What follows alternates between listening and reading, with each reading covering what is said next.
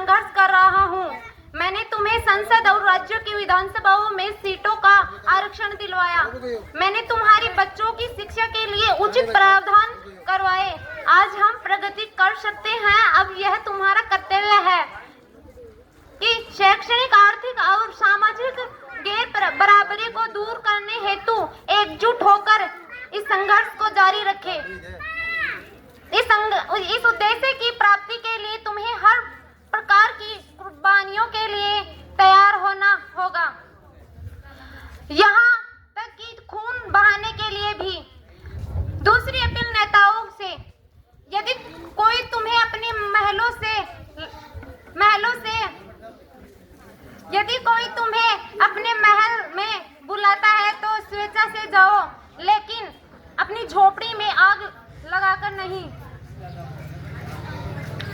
यदि वह राजा किसी दिन आपसे झगड़ता है, यदि तुम अपने आप को बेचना चाहते हो तो बेचो, लेकिन किसी भी हालत में अपने संगठन को बर्बाद होने की कीमत पर नहीं।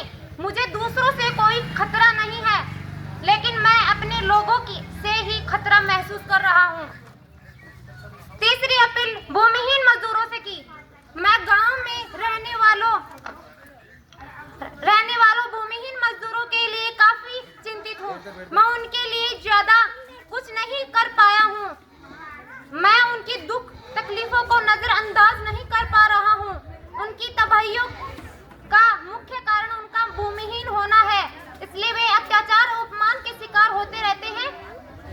और वे, यदि सरकार इस कार्य में कोई बाधा उत्पन्न करती है तो मैं इन लोगों का नेतृत्व करूंगा और इनकी वैधानिक लड़ाई लड़ूंगा, लेकिन किसी भी हालत में भूमिहीन लोगों को जमीन दिलाने का प्रयास करूंगा।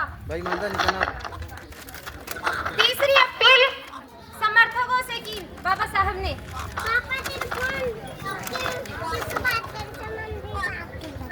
बहुत ही जल्दी ही मैं तथागत बुद्ध के धम्म को अंगीकार कर लूंगा। यह प्रगतिवाद धम्म है। यह समानता और स्वतंत्रता और बंधुता पर आधारित है। मैं इस धम्म को बहुत सालों के प्रयासों के बाद खोज पाया हूँ।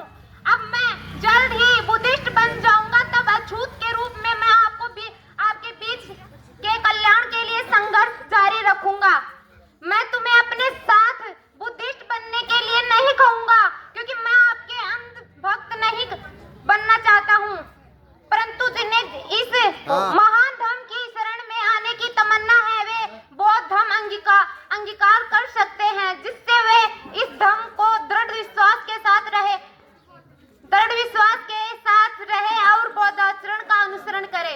पांचवा अपील बौद्ध भिक्षुकों से की। बौद्ध धर्म महान धर्म है। इस धर्म के संस्थापक तथागत गौतम बुद्ध ने इस धर्म का प्रसारण किया और अपनी इस अच्छाई के कारण यह धर्म भारत में दूर दूर तक पहुंच सका। लेकिन महान उत्कर्ष पर पहुंचने के बाद यह धर्म 1213 ईस्वी में भारत में विलुप्त हो गया, जिसके कई कारण हो सकते हैं।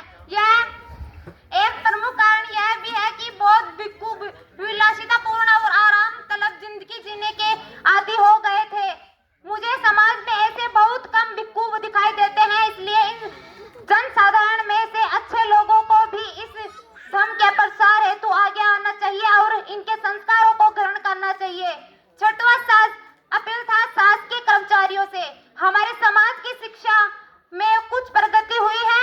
शिक्षा प्राप्त करके कुछ लोग उच्च पदों पर पहुंच गए, परंतु इन पढ़े लिखे लोगों ने मुझे धोखा दिया है। मैं आशा कर रहा था कि उच्च शिक्षा प्राप्त करने के बाद वे समाज की सेवा करेंगे, परंतु मैं देख रहा हूं कि छोटे और बड़े क्लर्कों की एक भीड़ एकत्रित हो गई है, जो अपनी पेट भरने में व्यस्त है। मेरा आग्रह है कि जो लोग शासकीय सेवाओं में नियोजित हैं, उनका कर्तव्य है कि वे अपने वेतन का 20वां भाग स्वेच्छा से समाज सेवा के कार्य हेतु दे, तभी समाज प्रगति कर सकेगा। अन्यथा केवल चंद लोगों का ही सुधार होता रहेगा। कोई बालक जब गांव में शिक्षा प्राप्त करने जाता है तो संपूर्ण